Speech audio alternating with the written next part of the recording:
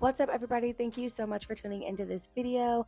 Honestly, we're just going to get right to the point. So I am starting off with the Bobbi Brown Enriched Face Base. My skin is like normal to dry. This day was a very dry day. So I'm putting on a generous layer of this to let it kind of sit while I do my eyeshadow. So I'm going in first with this Sephora palette. I think it's like the Eye Bloom eyeshadow palette, and I'm using that warm brown.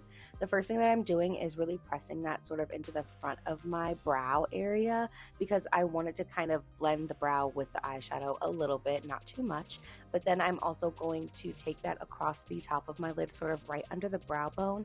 This is going to be my transition color. This is going to be what blends all of the eyeshadow colors that I use into the concealer that's under my eyebrow and make everything not look crazy or like super separated. So the rest of this look is going to be, oh, look, it's me. The rest of this look is coming from the Natasha Denona Bronze Palette. This first shade that I'm using is Ridge. It's a very warm, like orangey brown, as you can see. And I'm just taking this on a super fluffy blending brush and throwing it all over the top part of my eye. This brush is the Morphe X Ariel collection or collab, whatever. I love these brushes. They're amazing. If you're in the market, get them. Now I'm using, just on another fluffy blending brush, I'm using the shade Magma, which is kind of like a bricky red shade. I was really going for like warm pumpkin, cinnamony, sweet potato-y vibes, and this bronze palette really delivered. But I'm putting this kind of into the crease and blending everything out. And then I'm going in with Deep Dive, which is a super dark, rich, chocolatey brown. This one, instead of using a fluffy blending brush, I'm using a more dense pointed blending brush because I want to be a little more precise with my placement and my blending of this one. If I use too fluffy of a brush, it could kind of go everywhere, and that was not what I wanted. I wanted to keep this one very controlled, and that's what this sort of dense brush is going to help me do. You can kind of see me patting and placing and then blending,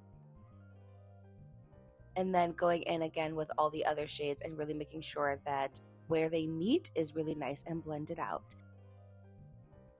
And then I'm going in with concealer. So I'm not doing a harsh cut crease, but I wanted to lay down a bit more concealer because the next shade I'm going to use is pretty light, and I wanted it to show up as bright as possible.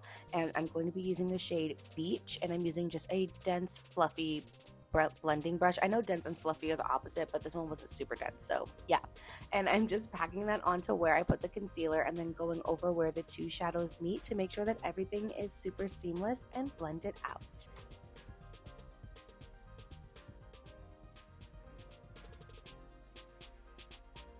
And then the last shade I'm using right now is called Sundown, and I just put this in between the really dark brown and the really light shade as a little bit of a transition, a little bit of a buffer. I wanted a little more dimensional, a little something else. And then going in again with a brush that has the dark shade Deep Dive and making sure everything is blended out. Now let's get into the skin. I'm using the e.l.f. Poreless Putty Primer, one of my faves. I really wanted that like super satiny, smooth, almost matte finish today. So I'm using the Sheglam Complexion Pro foundation. I will say this is not one of my favorite foundations. It served its purpose for like me feeling creative and wanting to sit down and do my makeup, but I personally do not enjoy wearing this foundation in real life. It reminds me of the Estee Lauder Double Wear foundation, but it's like almost like thicker. And for me, for my dry skin, it just sometimes is a lot. I don't feel like I'm wearing a ton of makeup, but it's really easy for this to look cakey on me. So served the purpose for this day, but I don't know if I would necessarily like recommend this foundation to anyone. Yeah.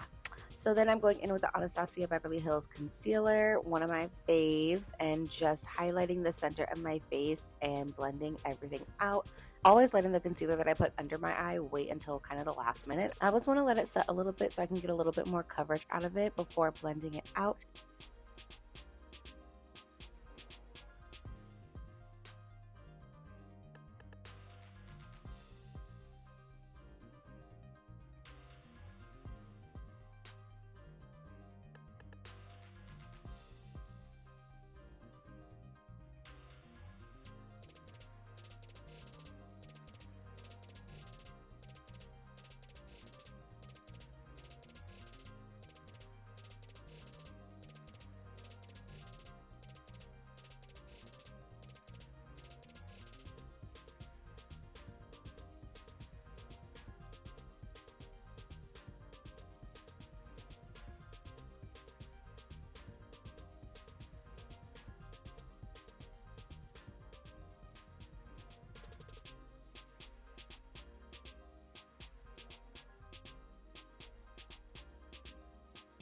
And then for contour, I'm using the Juvia's Place I Am Magic Concealer. The shade that I got is one of my favorite contour shades. Look at that shadow. Look at that. Amazing. It's still a little warm, so I don't really like cool toned concealers on me personally. I prefer the warmer, like bronzery look, and this concealer is perfect for that. And then going in with Rare Beauty Liquid Blush in the shade Joy, which, like, how can you not be happy whenever you use this? It's like a corally kind of pink. It's so pretty. It works for so many different skin tones. And then always make sure, again, we're taking our previous tool and we're blending everything together. So I'm just blending my concealer into my blush so that everything just looks the way it's supposed to. And then for setting, we're going in with the Laura Mercier Translucent. This one is Translucent Honey, and I love to set with a powder puff. I'm just going to set under my eyes, and I'm going to set wherever else I put concealer. So that's on my nose, on my forehead, and a little bit tiny on my chin. And that's the only place that I am putting this powder. I am not putting it all over the face. For the rest of my face, I'm using the Sephora Microsmooth. Completely obsessed with this powder, and I'm using it on a big fluffy Sephora powder brush. And this I am also keeping just to where the foundation was mostly. I'm not really going to go over the contour or the blush. For that, I'm going to set with a powder bronzer. This one's from Vesca Beauty, which RIP Vesca. I don't think they exist anymore, but I love this bronzer, so I'm always going to use it. But I am going over my contour bronzer with a bronzer powder.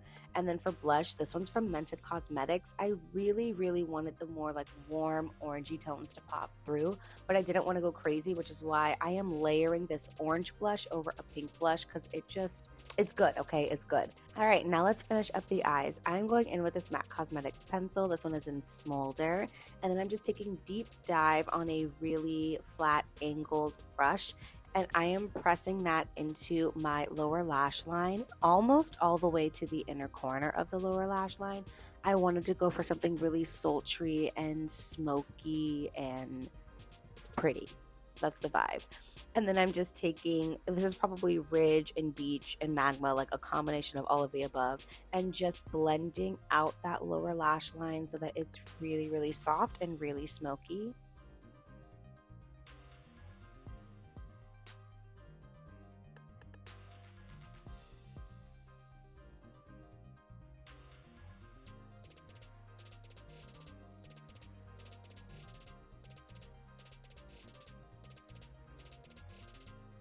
And for liner, I'm using the NYX Epic Wear Waterproof Liner.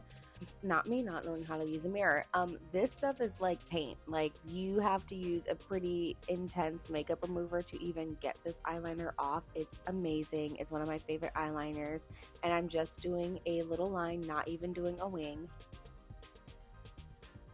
And then just go in with some mascara before falsies. For falsies today, I am using one of my all-time favorite pairs. I'm going to be using the Juvia's Place lashes. These are Kush. So pretty.